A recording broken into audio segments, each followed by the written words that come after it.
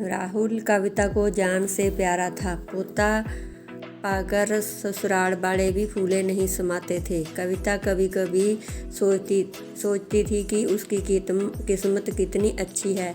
उसका हर अपना उससे कितना प्यार करता है। चाहे जीवन में कैसा भी समा आए, मेरे अपने हमेशा मेरे साथ हैं। मैं कभी अकेली नहीं हो सकती। कितनी खुशकिस्मत हूँ मैं। पर शायद कविता की खुशियों को उसकी अपनी ही नज़र लग गई थी। एक दिन वह मायके जाने की जिद कर बैठी। राज को बहुत काम था, लेकिन वह फिर भी उसे ले गया। रास्ते में उनकी गाड़ी अन्य गाड़ी से टकरा गई। कविता, राज और राहुल बहुत बुरी तरह से जख्मी हो गए। काफ़ी दिनों के इलाज के बाद राज और राहुल तो ठीक हो गए, लेकिन कविता पूरी तरह ठीक ना हो सकी। सिर पर चोट लगने के कारण वह अपनी आंखों की रोशनी खो बैठी। अब कविता की किस्मत जैसे उल्टे पांव चलने लगी।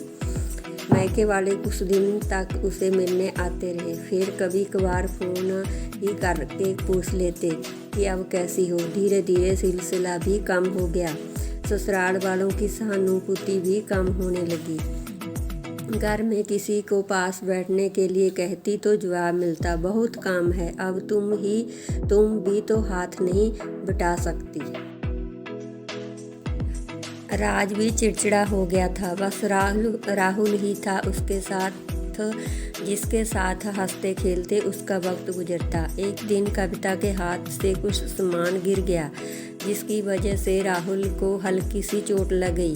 कविता के सास ससुर ने राहुल को उससे अलग कर दिया कि कहीं उसको ना दिखने की वजह से बच्चे का कोई नुकसान ना हो जाए। कविता अंदर से टूट चुकी थी। एक दिन उसने सबके सामने मायके जाने की इच्छा रखी तो राज उसे तुरंत मायके छोड़ आया, जैसे कि वह भी यही चाहता था। लेकिन राहुल को उसके साथ नहीं भेजा गया। कविता कभी राहुल से दूर नहीं रहती थी, पर अपनी कमी के कारण उसने ज़्यादा बहस नहीं की।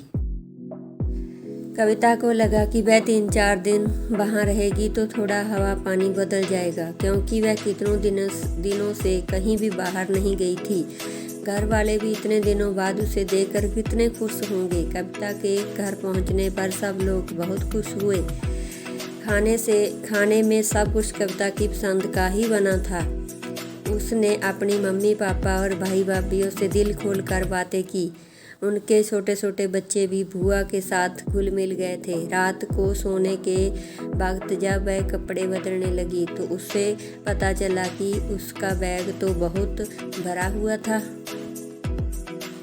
वह सब समझ गई। वह बहुत उदास हो गई। कुछ दिनों तक तो सब ठीक रहा, फिर जैसे सब बदलने लगा। सबका व्यवहार बदल रहा था। वह लोग जैसे थक चुके थे उससे। सब लोग घुमा फिरा कर पूछने लगे कि राज कब आ रहा है उसे ले जाने। वह बहाना बना देती, जबकि वह जानती थी कि उस घर में अब उसके लिए कोई जगह नहीं। कविता से चलते वक्त कुछ न कुछ नुकसान हो जाता। थोड़ी बहुत टोका टाकी उसे सुनाई देती, वह टाल देती। एक दिन उसके हाथ से लाकर एक कीमती फूलदान टूट गया। छोटी भाभी ने बहुत हंगामा मचाया। कविता के माता पिता रोज रोज के झमेलों से तंग आ गए।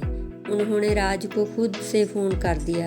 राज कविता को अपने घर ले गया। कविता को अपने परिवार वालों से ये उम्मीद नहीं थी। जिस कविता के कहे बिना घर में एक पत्ता नहीं हिलता था, उस घर के लिए अब वह बोझ बन चुकी थी। राज के साथ ससुराल आते वक्त वह बहुत खुश थी, क्योंकि वह अपने घर जा रही थी, अपने जिगर के टुकड़े राहुल के पास। परंतु यह खुशी भी कुछ पल की ही थी। सारा बंदोबस्त पहले ही किया हुआ था। कविता को सीधे ऊपर वाले कमरे में पहुंचा दिया गया। राहुल से दूर रहने की सख्त चेतावनी दे दी गई। एक काम वाली लता को उसकी जिम्मेदारी सौंपी गई, जो उसके खाने पहनने जैसी ज़रूरतों का ध्यान रखती। कविता ज़्यादातर चुप ही रहती। कभी कभी काम वाली लता से थोड़ा बतिया लेती। उसके जरिए राहुल का पता चल जाता। सबकी लाडली बेटी और बहू सबके लिए लाडली से बोझ बन चुकी थी। धन्यवाद दोस्तों। अगर हमारी वीडियो अच्छी लगी तो लाइक एंड शेयर कर दिओ ते चैनल नूं सबसक्राइब कर दिओ। Thanks for watching video.